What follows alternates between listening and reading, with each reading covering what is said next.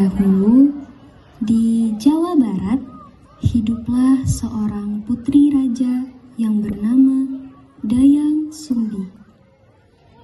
Setelah bertahun-tahun tinggal di istana, ia memutuskan untuk hidup di desa ditemani seekor anjing bernama Situmang yang dinikahinya karena suatu sumpah saat menenun kain.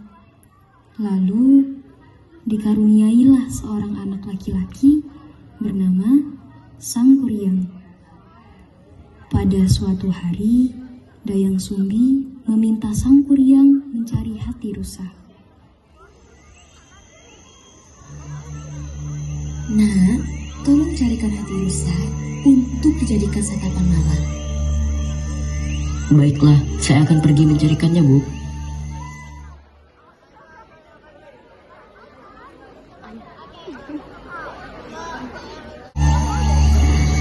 Sangkuriang pergi mencari rusa di tengah hutan, ditemani Situmang. Hari mulai gelap, namun Sangkuriang tak kunjung menemukan rusa. Karena putus asa, Sangkuriang pun menanah Tumang dan hatinya dijadikan pengganti hati rusa untuk dimasak ibunya.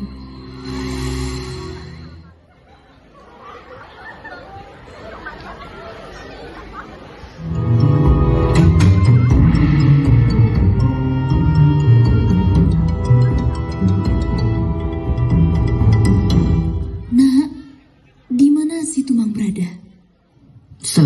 Sebenarnya aku tak berhasil mendapatkan hati rusa yang begitu engkau idam-idamkan, Bu. Hati yang kubawa ini adalah hati Tumang. Dasar anak durhaka! Berani-beraninya kau melakukan hal itu! Terlampau emosi, Dayang Sumbi memukul kepala si Sangkuriang dengan centong nasi hingga terluka.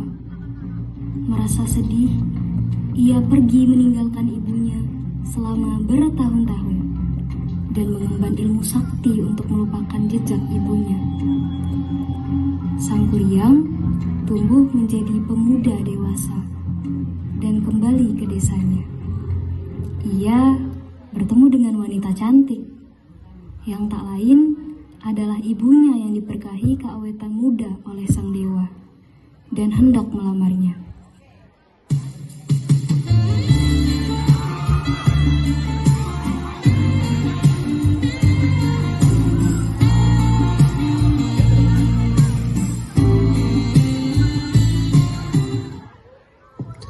Wahai Nona Manis, bolehkah Kakanda tahu namamu? Boleh, Kakanda. Namaku Dayang Sumbi. Sangkuriang lalu mengajak Dayang Sumbi berjalan berdua. Kedua sejoli itu sungguh sedang dilamun cinta. Bagi mereka, dunia hanya milik mereka berdua. Setelah memantapkan hati dan meneguhkan perasaan mereka, akhirnya mereka berniat akan menikah dalam waktu dekat.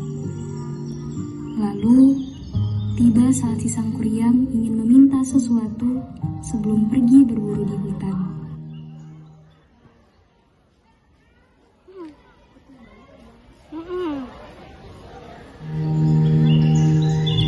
Adinda, tolong kencangkan dan rapikan ikat rambutku. Ya, Kakanda. Mari ku bantu. Saat Dayang Sumbi sedang membantu Sangkuriang, ia dikejutkan oleh bekas luka yang terlihat tak asing di kepalanya. Kakanda, mengapa ada bekas luka di kepalamu? Oh, itu bekas luka yang kucapkan dari ibuku. Ia memukul kepalaku dengan sendok nasi. Mengapa beliau memukul Kakanda? Dengan berat hati, Sangkuriang menceritakan kepada Dayang Sumbi kalau dirinya dulu pernah membunuh anjing kesayangannya untuk diambil hatinya. Hati tersebut dijadikan pengganti hati rusa yang diminta oleh ibunya. Mendengar hal ini, Dayang Sumbi berpikir sejenak. Kini Dayang Sumbi tak ragu lagi. Sangkuriang adalah anaknya. Mereka tak dapat menikah dan seharusnya tak boleh saling jatuh cinta. Segera ia berniat untuk mencegah pernikahan ini. Sang Kuryang, kau bisa menikahiku. Namun, ada syaratnya. Baiklah, apa syaratnya? Aku ingin kau membuat telaga besar dan perahu di atas bukit dalam waktu semalam. Jika gagal, maka pernikahan kita akan dibatalkan. Dengan cepat, Sang Kuryang memanggil para jin untuk membantunya. Lantas, Dayang Sumbi pun bergegas meminta masyarakat sekitar untuk membantunya. Menggelar sebuah kain sutra berwarna merah di sebelah timur kota.